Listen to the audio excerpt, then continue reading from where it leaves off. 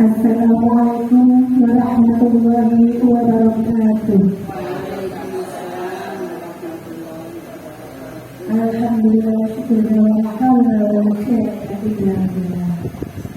kepada yang terhormat Ibu Kepala Sekolah yang di depan satu, kepada yang terhormat Bapak Hadi Mulyono sebagai narasumber di siang hari ini, dan yang terhormat Bapak Ibu Dewan Guru beserta staf SDN di depan satu.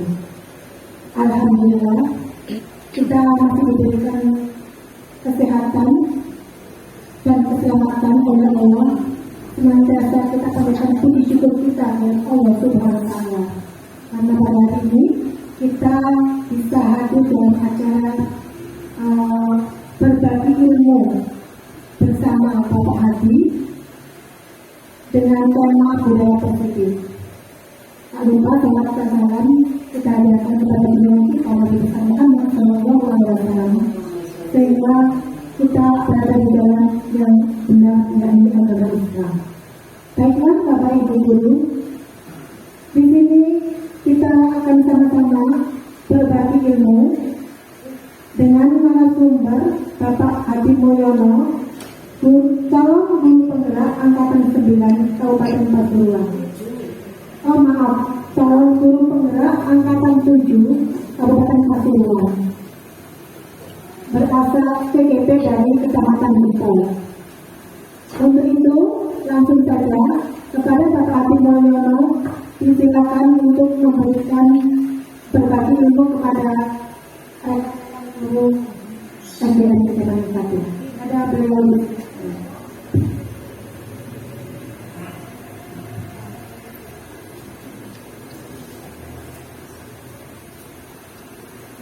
Terima kasih atas waktunya.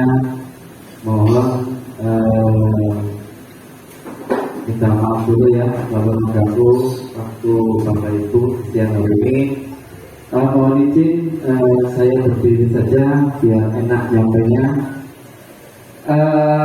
Bapak Ibu, di siang hari ini saya akan melakukan pengibasan dampak positif, yaitu tentang budaya positif. Bapak Ibu, perkenalkan saya Hadi Mulyono, CGP Angkatan 7 Kabupaten Pasuruan. Tepatnya saya juga berasal dari UPT Satuan Pendidikan SDN Kecamatan Satu. Bapak Ibu, langsung saja. Mohon maaf saya izin dulu. Di sini tujuan saya adalah untuk melakukan aksi nyata yang merupakan juga salah satu prasyarat untuk yang saya lakukan pada modul 1.5 tentang budaya positif ya. Jadi ini Bapak Ibu, tujuan kegiatan adalah menyampaikan dampak positif terhadap kemanusiaan dan komunitas tradisi tentang budaya positif yang sudah saya pelajari di modul 1.3. Bapak Ibu ini merupakan kemanusiaan sekaligus komunitas tradisi bagi saya, karena apapun bentuknya nanti untuk membenahi pembelajaran anak didik kita. Bapak Ibu semuanya, ini adalah materi tentang budaya positif. Jadi yang pertama itu ada disiplin positif dan nilai-nilai kebijakan universal. Kemudian yang kedua ada motivasi, hukuman, dan penghargaan. Yang ketiga ada keyakinan kelas. Keempat, kebutuhan dasar manusia. Kemudian yang kelima ada yang namanya 5 posisi kontrol. Dan yang terakhir adalah segitiga restitusi. Bapak Ibu semuanya, sedikit saya flashback tentang CGP Angkatan 7 yang pernah saya ikuti. Semoga nanti ini bisa berimbas dan berdampak positif kepada Bapak Ibu semuanya. Dan yang belum mengikuti guru penggerak, monggo segera mengikuti. Kenapa saya merasakan sendiri banyak hal-hal positif yang sudah saya peroleh. Ya, salah satunya di modul 1.4 itu merupakan modul yang sangat digemari oleh teman-teman. Merupakan modul refleksi bagi guru. Yang terakhir adalah sebagai bahan kajian di mana kita sudah melalui pembelajaran untuk anak didik kita. Bapak Ibu semuanya, yang pertama ya dari budaya positif itu ada yang namanya disiplin positif Bapak Ibu. Oh ya, perlu saya sampaikan, jadi nanti Bapak Ibu apabila ada yang saya sampaikan agak kurang paham atau berputar di otak kepingin tanya, monggo ya. Yang pertama ada disiplin positif. Maknanya disiplin positif adalah belajar kontrol diri dengan menggali potensi kita agar tujuan tercapai mulia, yaitu sesuai dengan seseorang yang kita inginkan berdasarkan nilai-nilai yang kita hargai. Jadi Bapak Ibu, selama ini yang ada di sekolah itu adalah peraturan, ya Bapak Ibu ya, peraturan kelas, kemudian nanti ada dampaknya adalah hukuman kepada anak-anak. Itu sebenarnya hal yang paling ditakuti, hal yang paling tidak disukai oleh anak. Bagaimana menerapkan aturan yang bagus, inilah namanya. Ada yang namanya disiplin positif. Apabila disiplin positif ini sudah kita kembangkan dan sudah kita jalankan, maka budaya dan pembelajaran yang ada di lembaga itu sangat menyenangkan. Perlu kita ingat apa yang telah disampaikan oleh Ki Hajar Dewantoro, bahwa seorang guru itu adalah penuntut, bukan penuntut. Selama ini kita tidak menyalahkan, kita dituntut oleh aturan-aturan, oleh keadaan yang memaksa kita harus anak itu bisa, harus mengikuti kurikulum yang ada, harus mematuhi aturan yang telah dibuat. Itu yang ada di lembaga. Makanya banyak sekali anak-anak itu berontak karena tidak sesuai dengan jati dirinya. Ya Bapak Ibu ya. Kenapa? Karena ini nanti nilai-nilai kebijakan universal itu tidak akan muncul, Bapak Ibu. Karena anak terpaksa engkau lega melok aturan sekolah dihukum aku apa Bapak Ibu guru. Itu memang yang ada. Nanti Bapak Ibu ini ada kelanjutannya. Ya. Anak-anak harus tahu nilai-nilai kebajikan universal. Apa itu nilai-nilai kebajikan? Nilai-nilai ini sebenarnya sudah ada Bapak Ibu sejak lama. Cuma kita di lembaga atau di sekolah jarang sekali menggali nilai-nilai yang ada ini. Apa saja itu? Mungkin ada keadilan, tanggung jawab, kejujuran, bersyukur, lurus hati, berprinsip, integritas, toleransi, gotong royong, nanti banyak sekali. Itu adalah nilai-nilai universal yang seringkali penerapannya di lembaga bukan tidak ada, tapi sudah mulai terpinggirkan. Next. Yang kedua ada teori motivasi. Bapak Ibu saya yakin sebenarnya ini sudah materi yang menurut saya tadi sangat menyenangkan. Teori motivasi itu ada dua Bapak Ibu.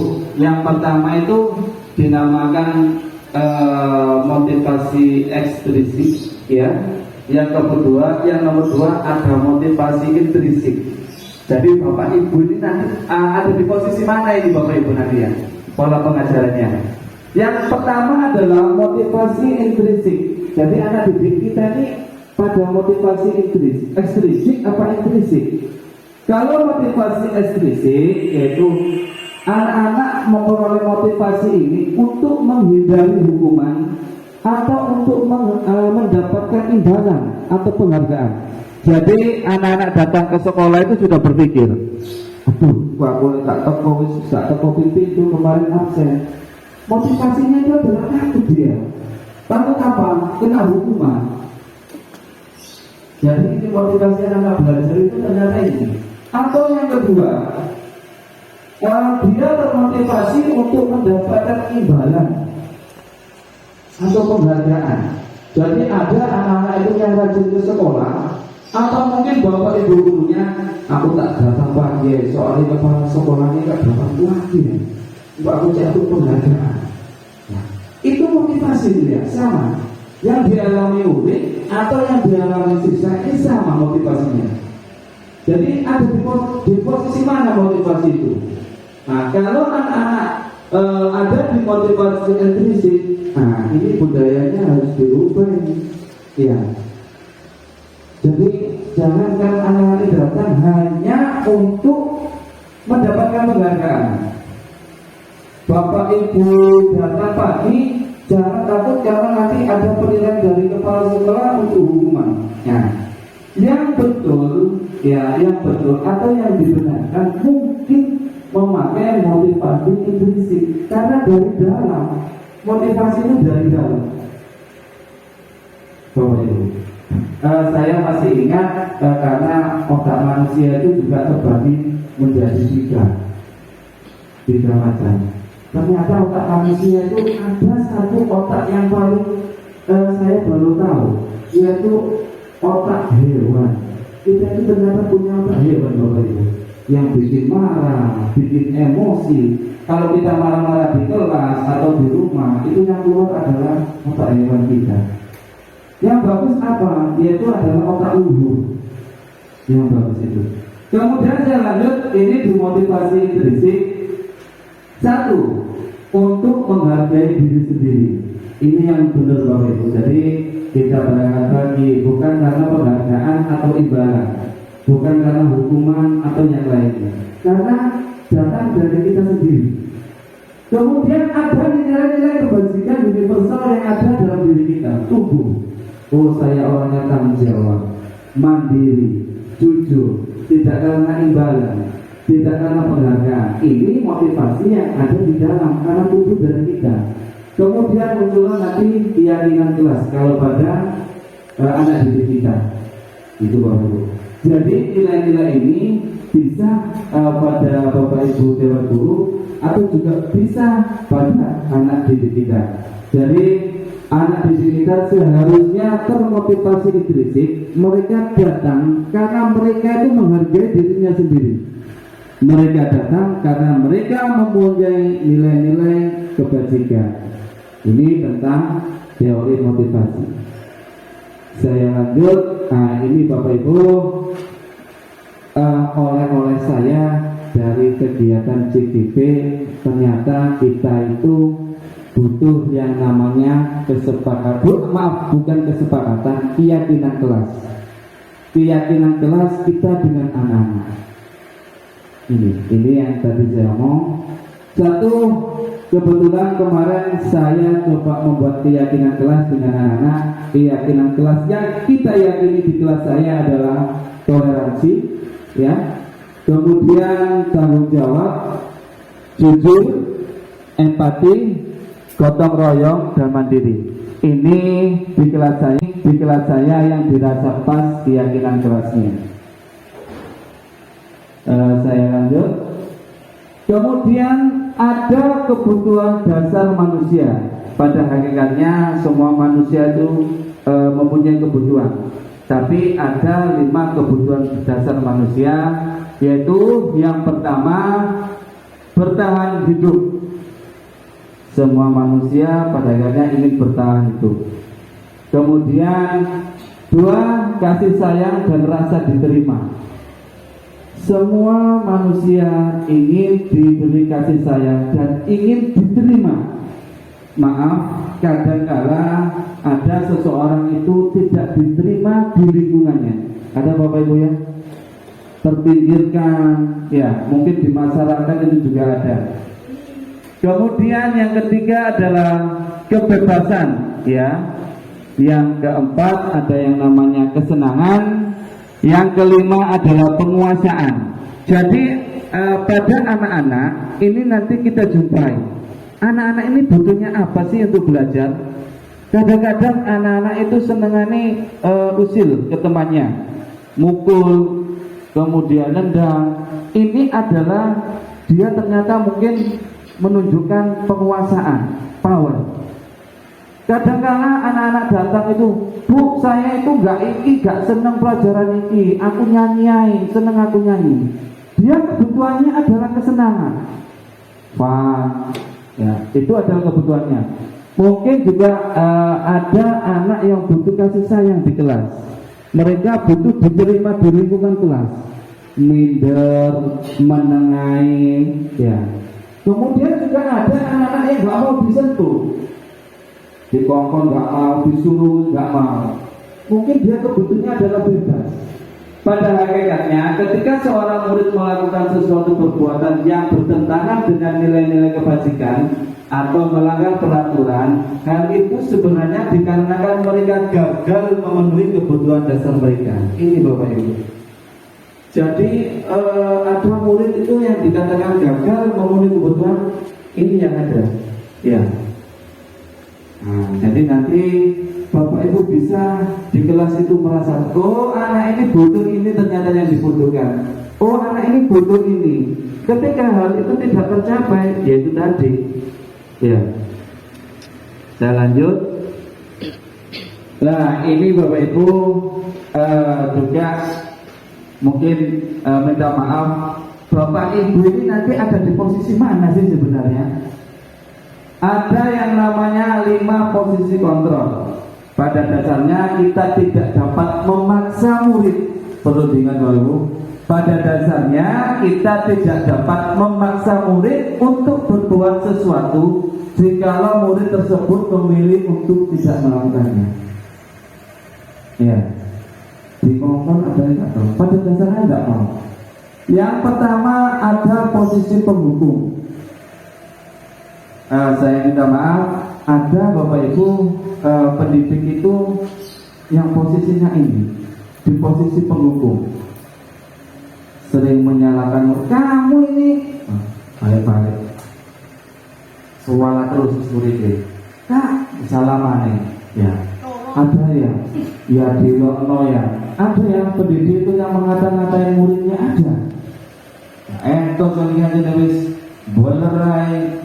Nah, itu ada.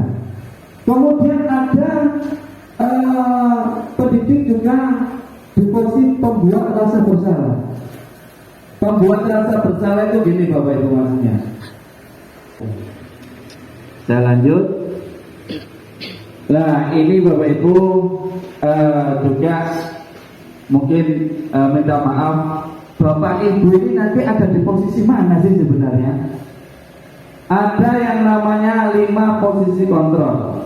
Pada dasarnya kita tidak dapat memaksa murid. Perlu diingat Bapak Ibu, pada dasarnya kita tidak dapat memaksa murid untuk berbuat sesuatu jikalau murid tersebut memilih untuk tidak melakukannya.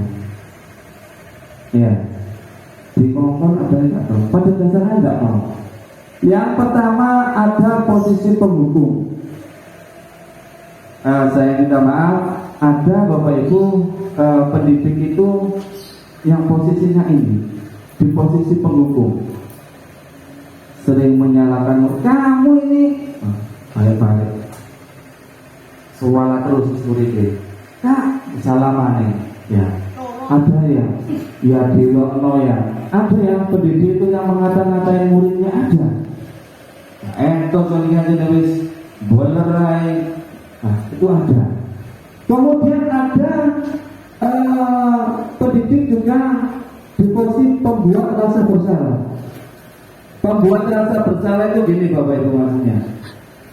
Awakmu iki dikandani, gak kena-kena ae. Kok ini aku sing disalahno.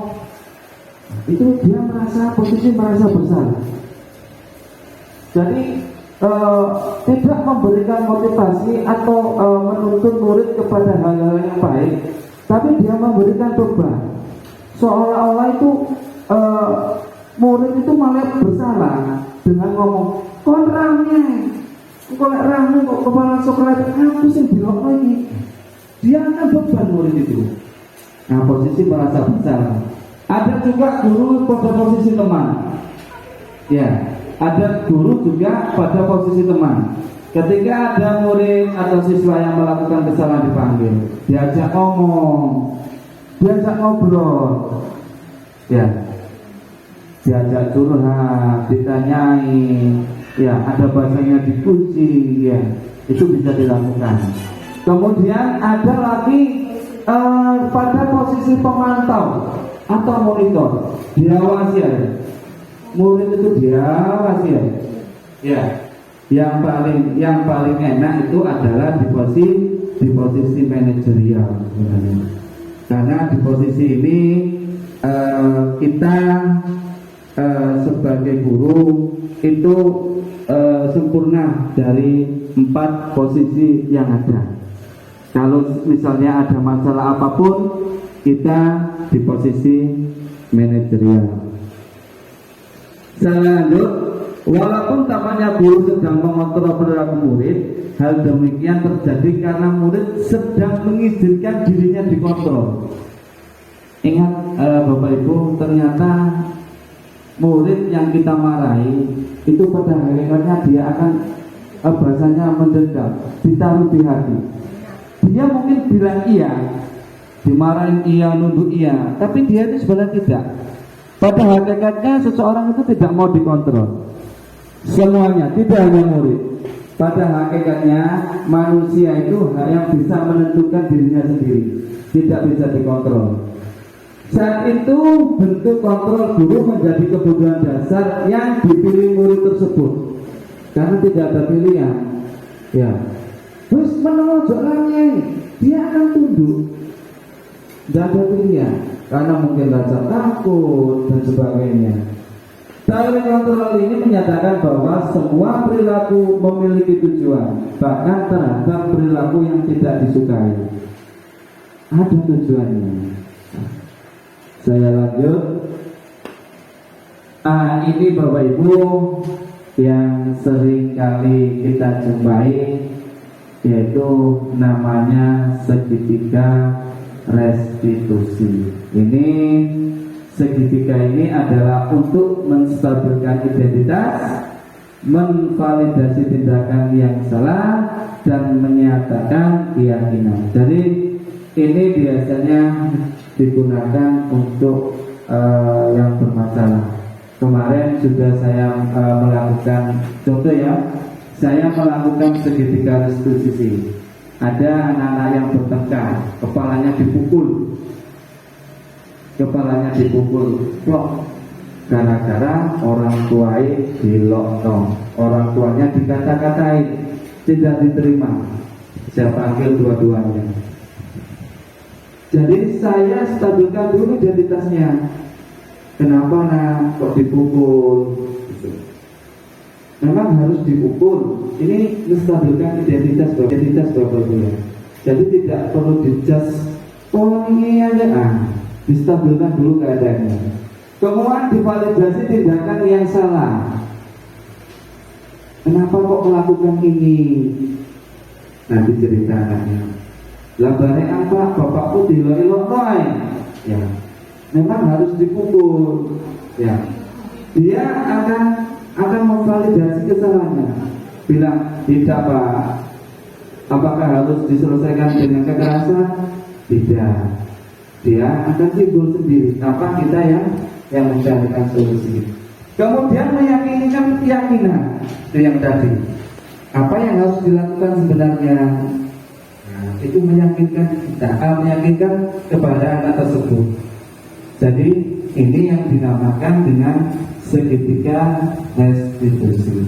Jadi ini adalah yang tadi saya sampaikan adalah rangkaian tentang modul 1.4 tentang budaya positif. Jadi sampai di sini Bapak Ibu, mungkin ada pertanyaan. Monggo yang bertanya.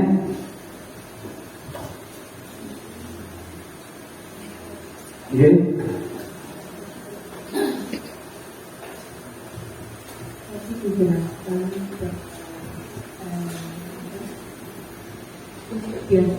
Biasanya memulai sesuatu di awal tahun ajaran atau Oke. dengan kelas dan ambil diri. Di awal itu biasanya kami itu kan mengadakan tadi untuk perjanjiannya, tapi yang dinamakan sekarang Keyakinan kelas. keyakinan. Apakah itu beda dengan apa itu kesepakatan? Apa? Ya. Oke, terima kasih. Saya ngapunten sedikit flashback ke belakang. Dulu itu dinamakan peraturan tata tertib, ya Bapak Ibu ya. Di kelas atau di lembaga itu ada peraturan tata tertib kelas. Yang perlu kita flashback adalah kita tidak bisa memaksa kehendak anak-anak. Yang pertama, merdeka belajar itu adalah tumbuh dan kembangnya dari anak. Nanti orientasinya adalah senyaman apa anak-anak bersekolah. Dari peraturan kelas dulu yang ada, saya pernah mempelajari di guru penggerak sebelumnya itu memang ada yang namanya kesepakatan kelas. Kenapa kok sekarang kita ada keyakinan? Karena kesepakatan itu ternyata timbul dari sedikit rasa paksa. Disepakati ya. Nah, kalau dulu peraturan tata tertib itu dituangkan atau dibuat oleh sekolah tanpa melibatkan murid. Jadi belum nggak belum silakan ikuti aturan ini.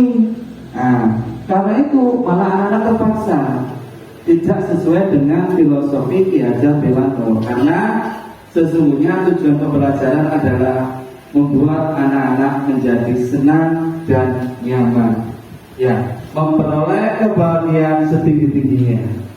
Jadi itu, makanya yang saya peroleh sekarang itu adalah keyakinan kelas itu. Di keyakinan kelas ini murni datang dari anak didik kita. Jadi mereka mengeluarkan, oh ini yang saya yakini. Ini yang saya yakini di kelas saya. Itu yang kemarin muncul. Jadi mungkin berbeda antara lembaga di sini dengan lembaga yang satu, beda keyakinannya. Mungkin lembaga A itu pilih gotong royong di kelasnya atau pilih empati. Ya, kalau di kelas saya kemarin yang paling menonjol itu adalah empati, gotong royong sama toleransi. Karena saya melihat ke belakang anak-anak mungkin masih kurang di dalam toleransinya, saling menghargai kurang, kemudian membantu untuk teman dengan temannya juga dirasa kurang. Itu yang muncul di keyakinan kelas. Itu Ibu. Mungkin ada yang lain? Berarti untuk keyakinan kelas dari masing-masing jenjang antara kelas 1 sampai kelas 6 itu kan berarti berbeda. Kami lembaga itu berbeda. Betul, Ibu. Berarti di lembaga itu sekarang tidak ada untuk adanya peraturan yang sudah tercantum misalnya kedisiplinan. Iya. Itu tidak boleh dituangkan di sekolah. Bukan tidak boleh Bu. Jadi misalkan nanti sekolah bisa memunculkan keyakinan kelas, tapi keyakinan sekolah, sekolah bisa duduk bareng dengan komite, dengan guru, ayo membuat keyakinan sekolah. Karena tata tertib yang dibuat itu jangan-jangan juga tidak nyaman buat guru-gurunya, kan gitu. Jadi perlu membuat keyakinan sekolah yang diyakini memang merasa dibutuhkan oleh guru-guru di lingkungan tersebut. Jadi tidak lagi bunyi tata tertib sekolah, karena tata tertib sekolah itu ada lingkungannya, itu semua warga sekolah harus tunduk dan patuh pada tata tertib itu. Untuk yang tadi di usulnya tadi, memang mungkin kelas 1, kelas 2 sampai kelas 6 akan memiliki keyakinan berbeda sesuai dengan keyakinan di kelas masing-masing. Mungkin misalnya kalau di tempat saya butuh gotong royong, mungkin di kelas 5 nggak butuh karena sudah ini nilai universal, di nilai kebajikan universal gotong royong sudah tumbuh, sudah bagus gitu loh. nggak perlu lagi gitu. Mungkin di kelas 5 apa ya, kejujuran misalnya, mandiri, nah mungkin itu. Ada yang lain? Bapak Ibu? Apakah kalau membuat keyakinan kelas itu cukup satu kali atau dalam satu periode itu bisa berubah?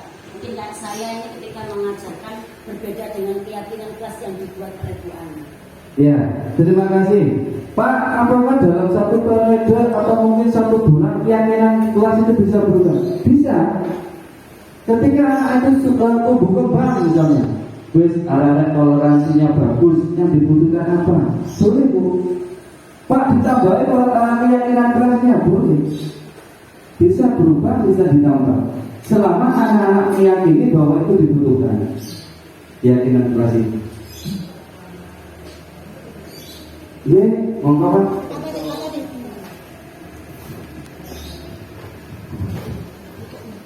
Terima kasih waktu yang diberikan.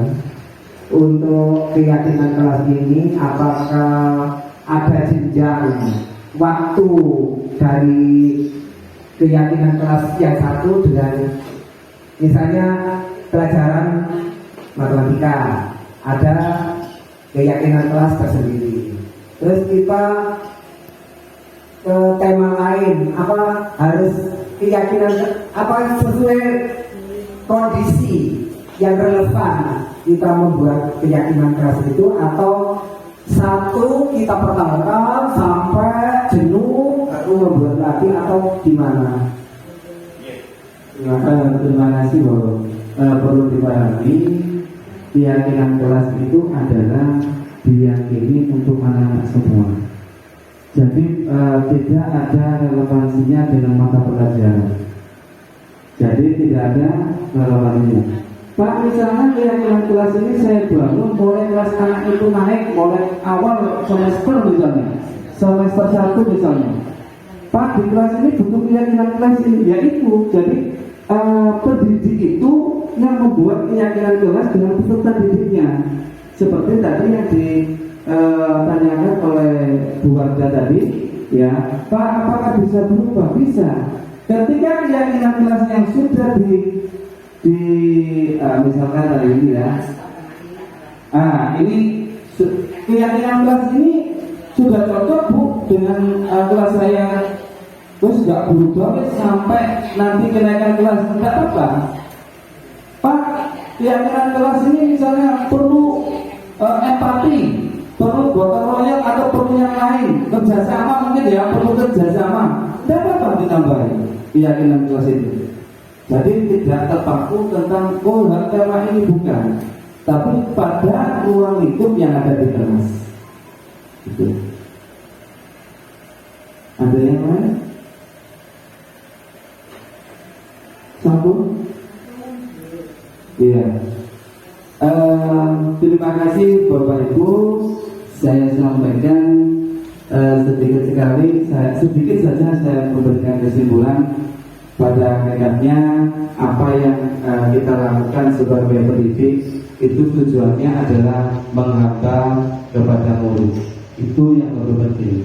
Kita pada hakikatnya diibaratkan sebagai pelayan.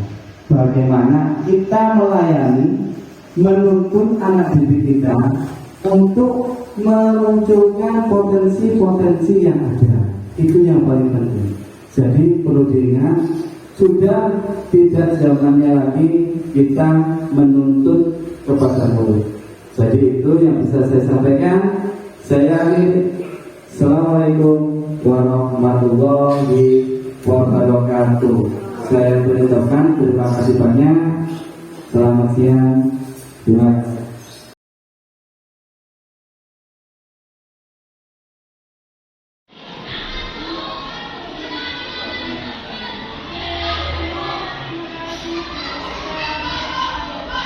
Yang isi anak kelas,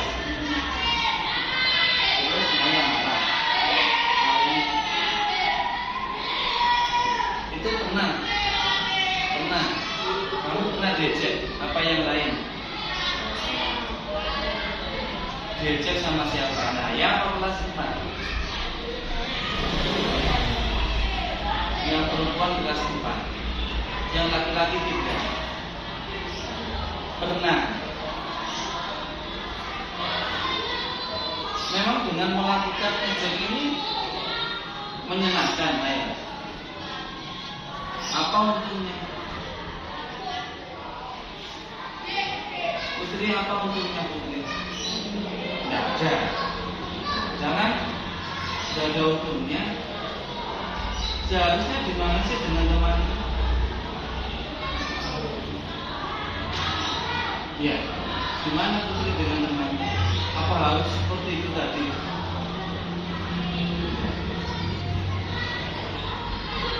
Belajar pernah ya, bertengkar ya. Memang ada untungnya. Seharusnya gimana saja? Seharusnya gimana?